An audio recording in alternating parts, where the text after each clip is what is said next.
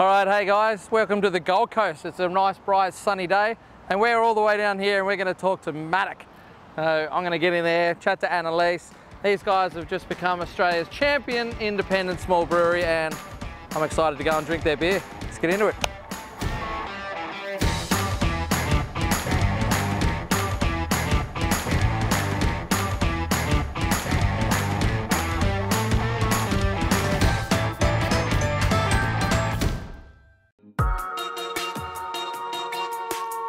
Welcome to Madocke.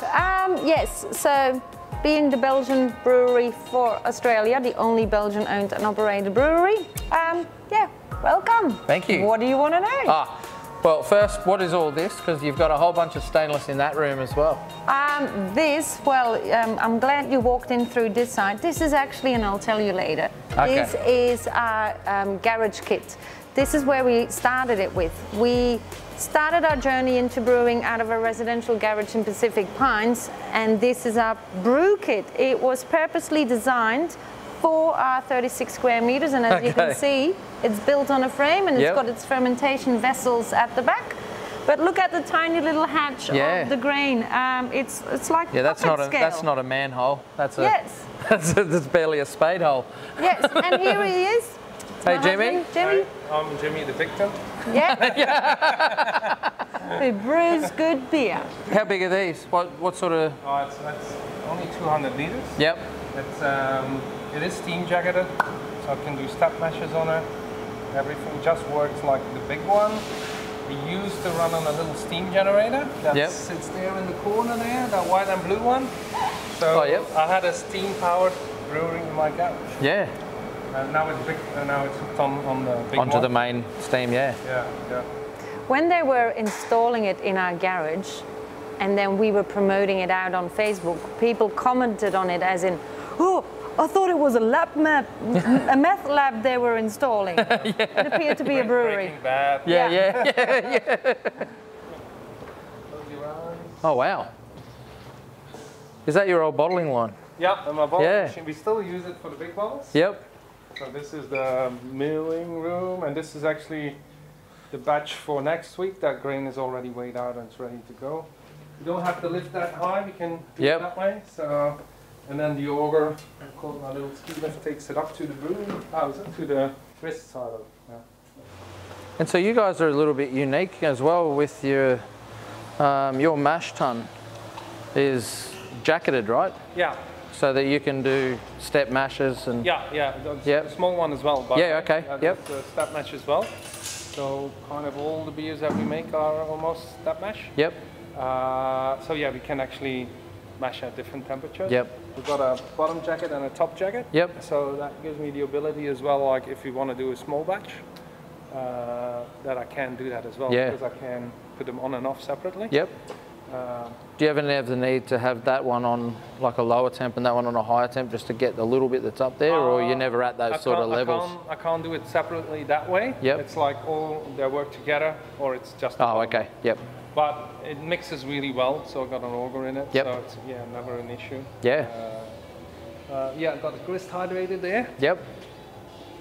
So mill the day before, and on the brew day itself, this is my mixing station. Yep. Hot water. So you can actually have a look from upstairs if that's better. Yep. So with my temperature control there and my flow meter. Yep. So I actually know, like, okay, I'm gonna start mashing with 900 liters. I'm just saying something, and it has to be for a certain beer like 60 degrees. Yep. I can actually mix it in, and whilst its grain is mixing with the water. Yep. Hydrating. Yeah. It's already at the perfect temperature. Right? Yeah. Straight away start mashing in. Yep. So mashing in probably takes me 50 minutes. Yep. Not even. And then it's off. And then I have to press the button, and it does all the steps. Yeah. So pretty good. Yeah. What's the advantage of having a jacketed mash to be able to do step mashes? What does that do for your beer? It gives you fermentable and unfermentable sugars. Yep. So it can make a beer sweeter, can make it drier. And I did experiment a lot with that on the small one. It does make a big difference. Yeah, okay. So you would say like, it's a lot of... Yep. It doesn't make a difference, but it actually does. Yep. So it does help Yep. to get to that final product. Yep.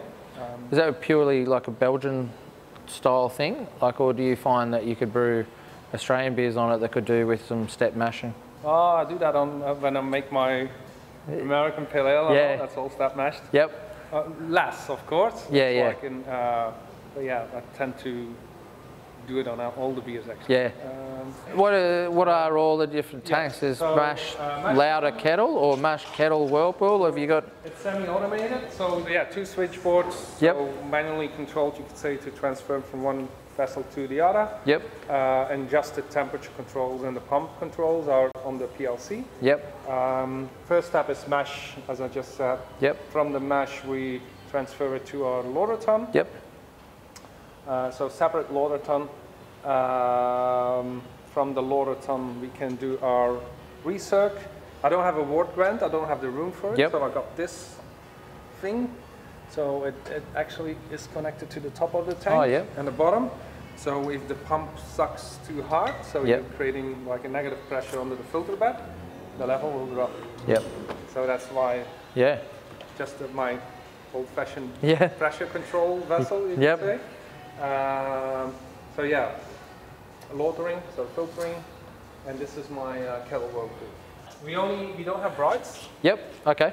We only have uni tanks. Is that a traditional Belgian thing, or this is just a space saver? Space and size you are at, I reckon. I think brights are good if you want to have a centrifuge or whatever, and you want to transfer the, well, clarify whatever. Yep. Well, we keep it all in one tank. So if you don't transfer beer, we can't pick up oxygen. Yeah. So it makes it safer not to oxidize beers and all that. We do have on every tank, as you can see, the sponding valves. Yep. This one is actually fermenting still a little bit. Yep. So all the beers get naturally carbonated. I was going to ask that. Is that what you use it for? Yeah. So, So you can see we don't have any massive CO2 system outside. Yeah. We just have the basic bottles. Yep. It's because we don't use a lot of CO2. We just rely on the yeast to provide what you need. Carbonated. Of course, the beers are not always cool then. So yeah, the final carbonation still has to happen. Yep. That's why these are called unitanks. So you got your sample port for your Zalmenagel or whatever. Yep. And you've got your carb stone in here as well. Yep. So that little bit that we want to carbonate it, we can still do that there. Yep. Raking arm. Just all you need actually in one vessel. Yeah. To, well, do it all in one vessel and clarify it as well. So it works fine. Yeah. Hey, thank you so much. Yeah, no worries. Still good.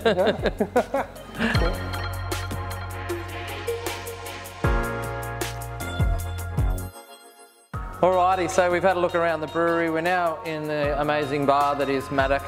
I'm on this side, which is pretty exciting because I've got access to all the taps. I was just going to say, do you want to pour beers? Oh, no, because then I'll be here all afternoon. You'll be like, Adam, you need to leave. What have we got? What are we drinking and why are we drinking them? Well, it was upon your choice. I did want this one. Yes, you wanted our dark lager. It's a beautiful 5.6% beer. And it's a special beer for us because we brewed that one together with Pops, Neil Whithorn, who passed away last year. Huge beer personality. Huge beer personality, and a mentor for many of the young brewers as well. And he brewed that beer together with Jimmy, based upon one of his older recipes that he had, and then together with Jimmy's creativity and everything, and it is a rocker of a beer. It is. That's an amazing beer. Yeah, that tastes amazing. Yes. And I'm drinking our blonde, 5.2% Belgian Pale Ale, actually. So it's a single, one type of malt used for the normal amount of water. Hence why the double, the triple, the quadruple goes up in ingredients and everything.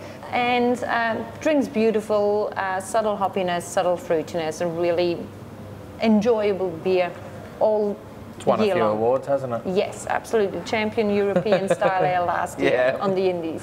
Well, let's sit down and finish this beer and then we'll go upstairs and have a bit more of an interview. You're halfway down already. Yeah, it's beer, mate.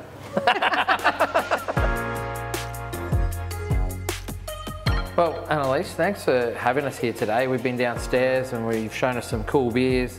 What are you going to drink out of your range that we tried downstairs? Well, 'cause I've already chosen mine. Yes, you already chose the framboos. I'm going to go for the courtyard. I really enjoyed this one. Excellent. Yes. So yeah, now we're upstairs here in the aircon. We've walked through your brewery and had a look. You had Craft Punks here earlier? Yes, this morning. Yeah, this morning. Yeah, I was even on the line helping them out. We did our interview with Scotty, which was excellent.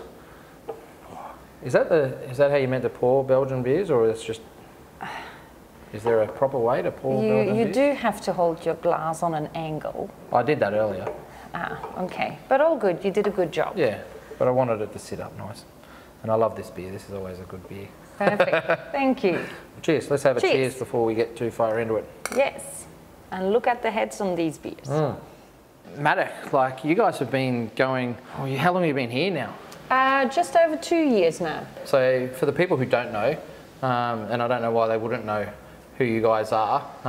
There's still a fair amount of people that do not know us. Oh, yeah, well, they need to get their heads read. But for those that don't, especially our 5 listeners, who is Madocke? Like, where did it start? You guys didn't just wake up one day and go, let's make a brewery? Well, there is that segment of waking up one day and what are we going to do with our lives. No, we are the only Belgian-owned and operated brewery in Australia, so far that I know. So we are from Belgium ourselves, migrated in 2016, and we came to Australia to purposely brew beer for the best beer drinkers in the world. Yeah, right. You guys. You're welcome. What we do is of course, because being from Belgium, our speciality is, of course, brewing Belgian-style beers. Yep. So, and that's what we do, and we seem to be doing well. Although I do not like to put, and this is a saying that we say in Flemish, I do not like to put feathers in my own bum. Yeah. But here in Australia, apparently I have to put them on my head. Yeah. But we stick them in our bum, as in it appears that we are doing it well. Yeah. Well, you are. You've recently just won an award at the Indies, because I was proudly there to watch you get up on stage. Not Jimmy. No, he was at home asleep. But you'd already won an award that night as well. Like a couple of golds and things as well. But then, so what did you win? Tell us what you won. We won Champion Australian Independent Small Brewery for 2023. And that's not even just Queensland, that's Australia-wide. Yes. You've championed that. That was excellent. More feathers in my bum. Yeah, that's right. I wonder if it's a peacock reference. Well, look, those chickens as well. See me going? But that was so great. It was great to be there and watch you get up on stage, and you were in tears but happy. I was amazed. Amazed. Look, it showcases the outstanding quality of the beers, because a champion trophy is not won particularly on one beer. It is won because out of all the beers that you entered into the competition, it showcased that you were capable of making more than one gold medal. They were highest quality across the board. So out of the 7 beers that we entered, we got 5 gold, 1 silver and 1 bronze. Excellent.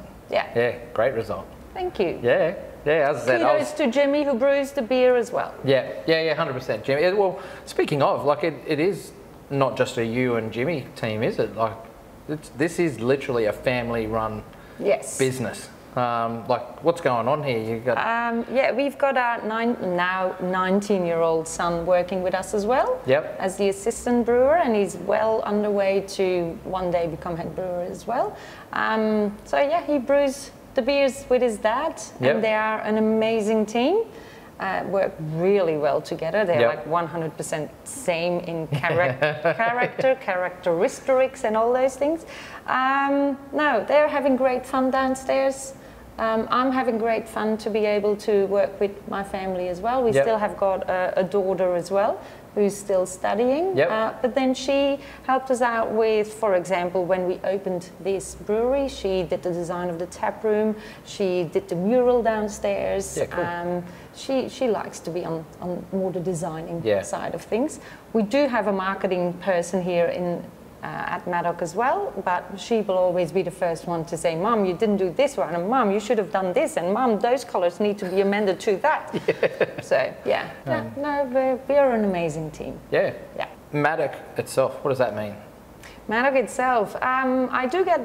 who, like, do you get many people call it Madocke? Oh, Madocke, Mad Dog, Madocke.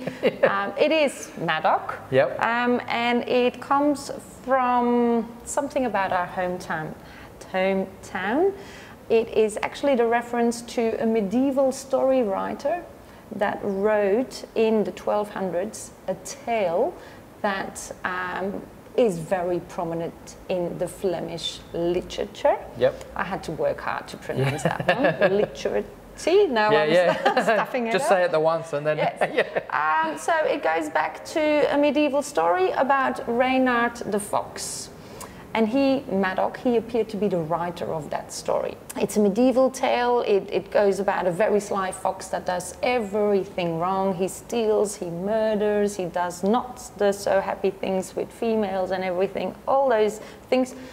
Think medieval times, right? Yep. Society was very cruel. And very different. And very different as well. So Reynard the Fox, he needs to get punished because all the animals in the animal kingdom came to King Noble, the lion, to complain about all the things that Reynard had done wrong. So King Noble sends out his army consisting of a bear, a ram, a hare, all those animals to go and capture Reynard, but Reynard, sly as he is, he always sneaks out. He's a fox. He always sneaks out. So it is a story which is very, very prominent in the region where we are literally from. All the town names are a reference towards the story. We've got marketplaces, street names, benches, statues everywhere in our area. So for us, it's a little bit a piece of our home, a little bit of our culture. Not that we wanted to build a medieval castle or anything, but yeah, it's about Madocke, it's about the Reynard the Fox, it's about a story. That's why our baseline for Madocke is also a story in every beer. Where does the name Madocke come from? Where are we coming from? Why did we migrate to Australia? What is the story about our beers? Why are we doing Belgian style beers? Why is a wit beer called a wit beer? Why is a triple called a triple?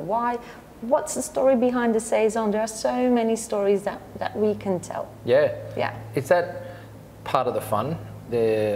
Like the education to other people about your culture and where you're from through beer, or is it you just want to talk about where you're from?